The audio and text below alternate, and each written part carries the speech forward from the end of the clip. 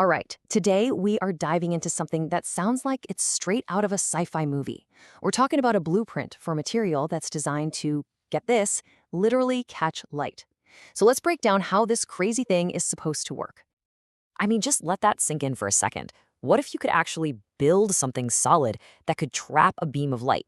Kind of like a tiny man-made black hole.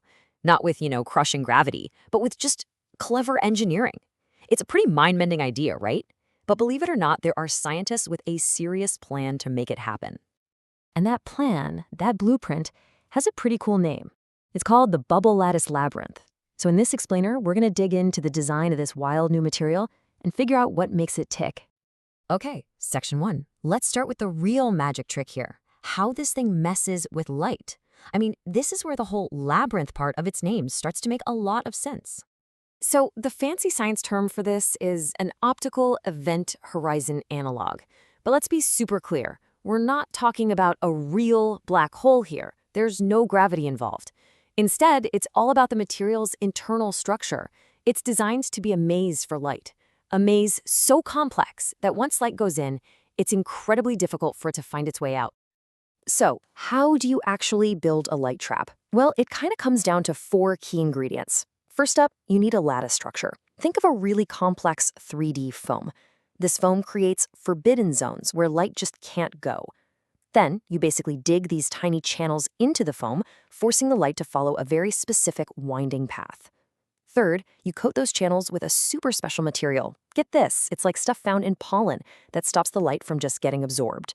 And the final touch? You add all these little twists and turns to the path that essentially slow the light down, making it really, really hard for it to escape.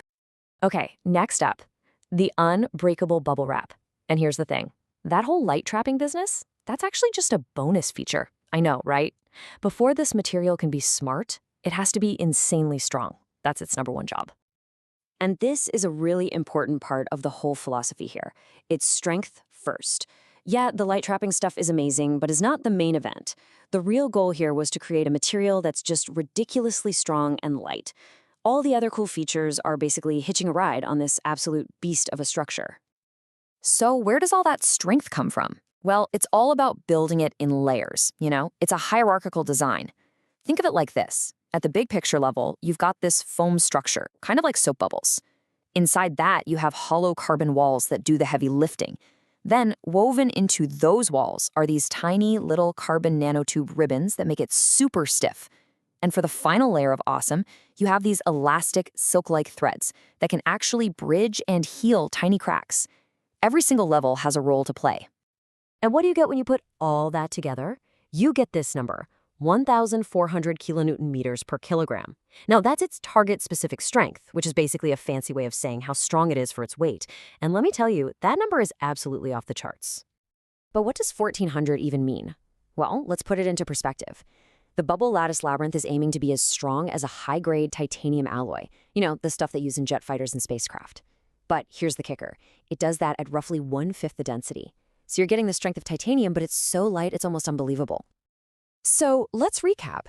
It's super strong, it's super light, it can trap light. You'd think that's enough, right? Nope. The design goes even further, borrowing some incredibly clever tricks straight from Mother Nature. And this is where things get really wild. The design actually weaves in these amazing bio-inspired abilities. For example, it's got fractal structures based on spider legs that let it grip and release things. Remember those silk threads? Well, they can swell up with moisture to self-heal cracks. It even has tiny magnetic particles from bacteria built right in, giving it a passive compass. And to top it all off, it uses little specks of gold derived from plants to act as super efficient electrical junctions. It's just incredible. So let's take a step back. You've got this material that's ultra strong, ultra light, it can heal itself, it has a built-in compass, and it traps light. The big question is, what on earth do you do with something like that? Well, the answer is pretty darn ambitious. Yeah, the researchers behind this are not thinking small. The paper calls it a candidate self-sensing tether. What they're really talking about is a space elevator. I mean, imagine a cable, a ribbon, stretching all the way from the ground up into orbit. A project like that has been a dream for decades, and it needs exactly this kind of material, something with insane strength and almost no weight. But it doesn't stop with a ladder to space, not even close. You could make panels out of this stuff to shield buildings from earthquakes. You could use its light-trapping ability to make components for super-fast computers. You could create biosensors that send out a signal with just a touch. There's even this wild idea for an urban skyweave, basically a network of aerial pathways and sensors for cities of the future. The possibilities are huge. All right, Section 5. I know what you're probably thinking. All of this sounds amazing. Maybe a little too amazing. Too good to be true, right? Well, the scientists who designed it, they know that.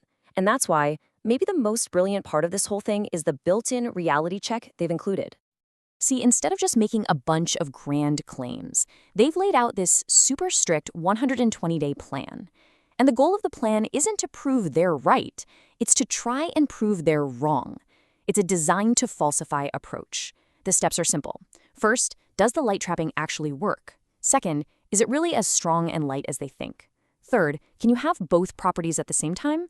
And finally, you look at all the data and make a tough call on what this material can actually do. They've even created these clear falsification gates, basically go-no-go moments. If the light trapping effect is just too weak, boom, the whole time trap claim is out. If the strength doesn't hit a certain number, then forget about the space cable. This isn't just wishful thinking. It's a serious scientific roadmap with very clear lines between success and failure.